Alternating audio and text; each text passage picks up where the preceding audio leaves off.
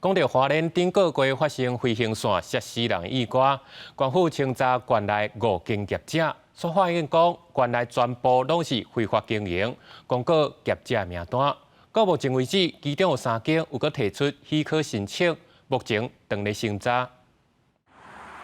这是花莲丰平乡基基村的飞行线场域。10月18日发生一位女性游客因为无解安全带，为高空坠落死亡意外。事发了后，县府经过1个月清查，辖区内有5间飞行线业者拢无经营许可，所以公告全面禁飞。我们目前是定期跟不定期的会到现场进行查核，如果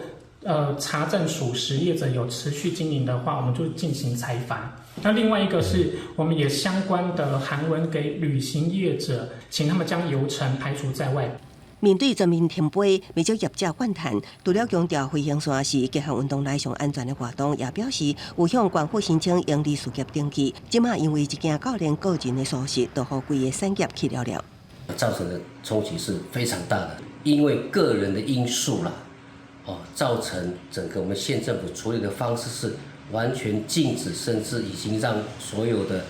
这个飞行员的生计已经产生了一个很严重的问题了。县府表示，飞行线申请未当支付营利事业登记证，其他包括营运计划书、土地监视国有、监视有农地非农用等事项，拢爱互查核，保证全法人员拢还未通过许可，若有违法飞行，会依法开发。是依据《消费者保护法》第58跟59条来进行裁罚。